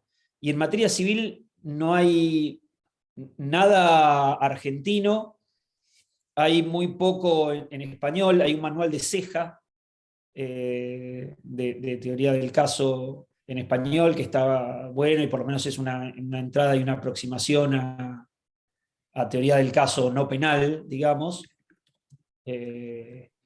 Pero después no hay mucho. Hay mucho, sí, en inglés y difícil de conseguir, digamos. Estoy tratando de buscar un libro de 1978, no está en Amazon, no está en PDF en ningún lado. No estoy viajando a Estados Unidos en lo inmediato, así que no lo consigo, pero ya les digo, hay poco en castellano que yo conozca, hay cosas de penal y está el manual ese de Ceja sobre teoría del caso. ¿Hay posibilidad de volver a las charlas? ¿Quedan grabadas? No sé. Sí, Ahí están quedan grabadas en extensión y también las tenemos nosotros, así que las podemos mandar. Listo, perfectamente. Hola, buenas tardes. Yo quería hacer una consulta, o dos capaz. Sí. Es, digamos, personal, porque, o sea, no particular mío, sino que estoy participando de una demanda que la hizo otro abogado, en donde hace poco se enteró que uno de los testigos que propuso fue en realidad un testigo del hecho, pero cuando realizó la demanda no lo identificó como tal. Pero lo propuso como testigo. ¿Cómo? Pero lo propuso como testigo. Sí. ¿Cambia algo? ¿No cambia nada al momento de determinar el pliego? No, creo que no cambia nada. Digamos, por ahí hubiera sido lindo en la narración incluir cuando pasó esto estaba fulanito de tal ahí. Pero si no lo incluyó, digamos, con un interrogatorio donde quede claro y él sepa qué esperamos de él, digamos, qué rol juega su declaración dentro de la historia general y qué es lo que va a pasar en la audiencia y qué información entiendo que alcanza con eso.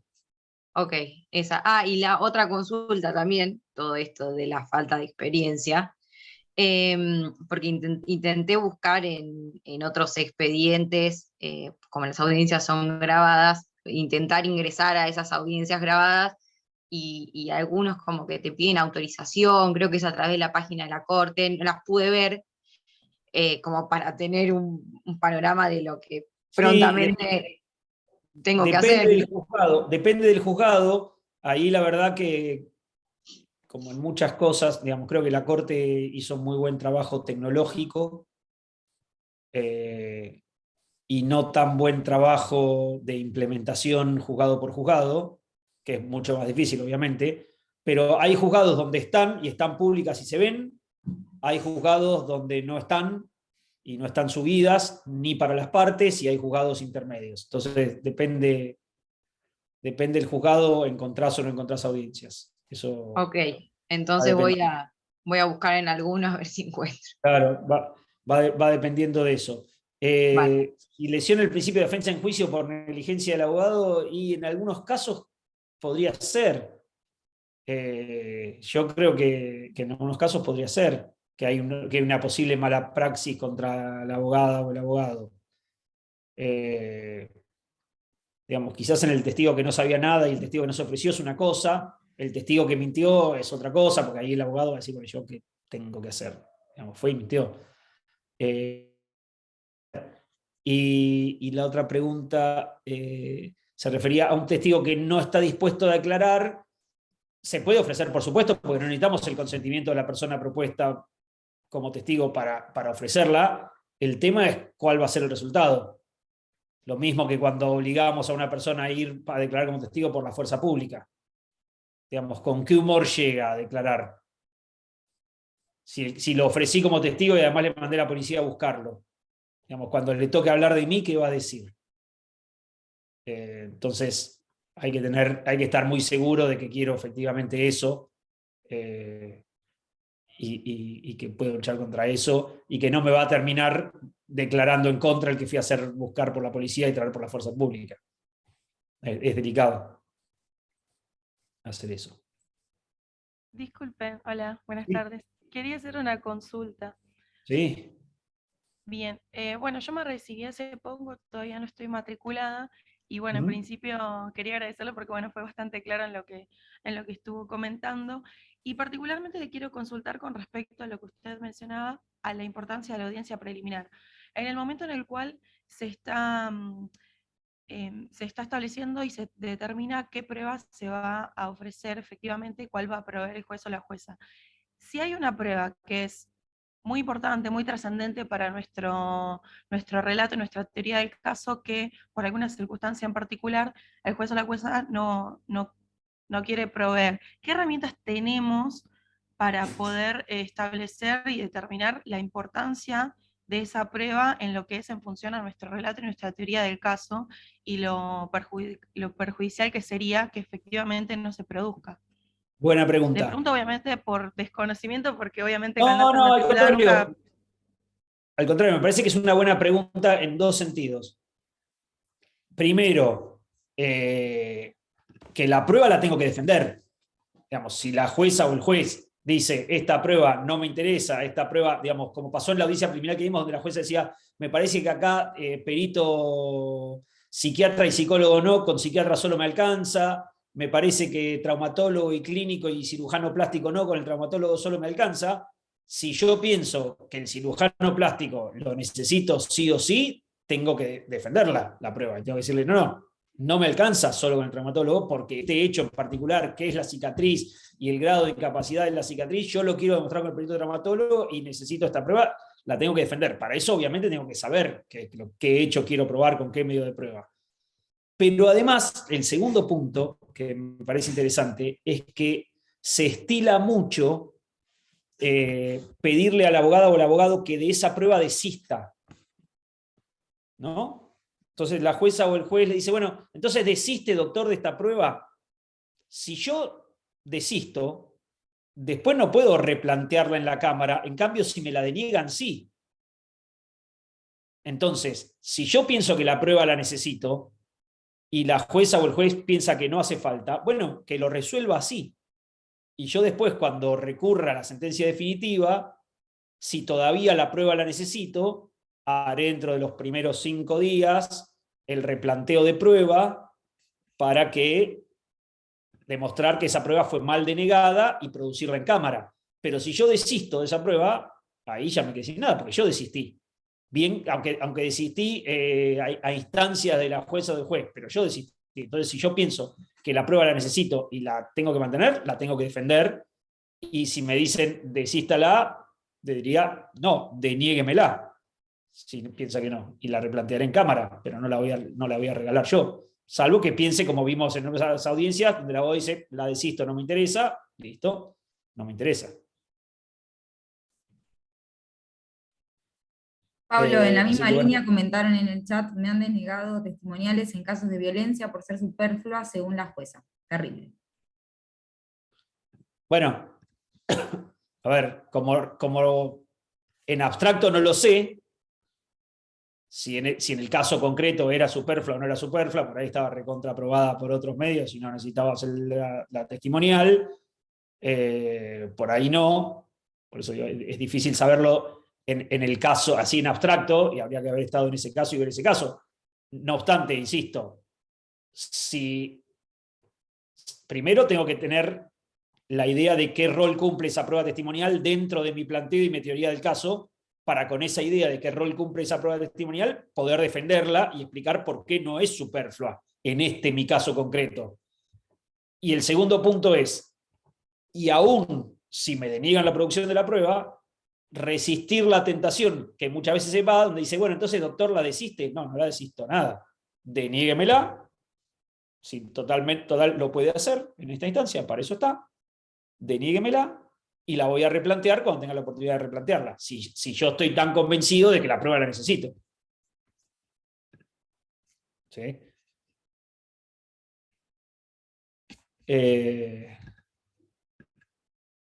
No sé si tenemos alguna pregunta más.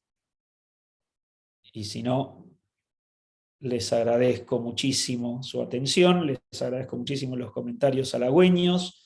Espero que les haya servido y esperemos generar más material de teoría del caso que sirva para que profundicemos un poco esto y podamos trabajar un poco mejor, y que en definitiva trabajar un poco mejor no solamente nos sirve a nosotros, sino que la idea es que le sirva a las personas que necesitan el trabajo de las abogadas, los abogados, de las juezas y los jueces. Así que siempre viene bien para nosotros volver a estudiar los temas para las charlas, y para los demás también pensar un poco en estas cosas. Muchas gracias, Pablo. ¿Sí? Muchas gracias. Para un anuncio chiquito antes de terminar, les mandamos material de lectura, el mail, a todos los que completaron el formulario. Igual teníamos el listado de inscriptos. Yo por las dudas dejé el formulario acá, por si alguno no lo completó y no le llegó el mail. Material de lectura de la doctora Karina Vigliardi, que está conectada acá. No sé, Karina, si quieres hacer algún comentario de eso. Tarde, pero llegué tarde. No voy a arruinar eso de la testimonial de la violencia, porque llegué tarde. Si no hubiese dicho alguna cuestión. Carol, ¿hicimos la invitación a los colegas en relación al próximo curso? La voy a mandar por mail, pero ya les voy mandando por acá también. El próximo miércoles, ¿sí? Es el miércoles 4, comienza otro seminario del Centro de Estudios. Ahora les voy a compartir el flyer y les vamos a mandar la invitación por mail también formal, con todos los datos de acceso. Se inscriben de la misma forma, al mismo mail que se inscribieron a este seminario, y bueno, el mismo día siempre les enviamos el link para que ingresen. Es un seminario sobre estructuras judiciales, perdón. Ahora les comparto bien el flyer, y se lo vamos a mandar por mail. No sé, Karina, si querés hacer algún comentario respecto a lo que les mandamos de material de lectura, de lo que comentaste la clase pasada, o alguno tiene alguna pregunta sobre eso. En realidad yo ahí los que les mandé en un PDF es estructurado, lo que yo les comenté está estructurado en un PDF presentado, digamos, todo lo que yo les comenté en la clase sobre esa cuestión de gestión de caso desde el organismo jurisdiccional.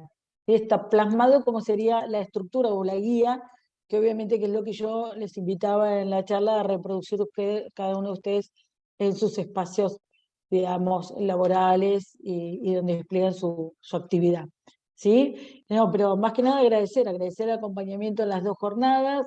Nosotros en las redes del centro también vamos informando de los otros encuentros, pero si esto, como decía Pablo recién, que si les sirve esto de, por ejemplo, conversar sobre las teorías del caso y demás, háganos sugerencias, nosotros somos receptivos a las mismas y vamos armando cursos donde nos enriquezcamos todos en estas temáticas, y como dice Pablo, nos permita también seguir estudiando y replanteándonos cuestiones para ir llevando a la meta más importante, que es mejorar el servicio de justicia, o por lo menos hacerlo eficiente.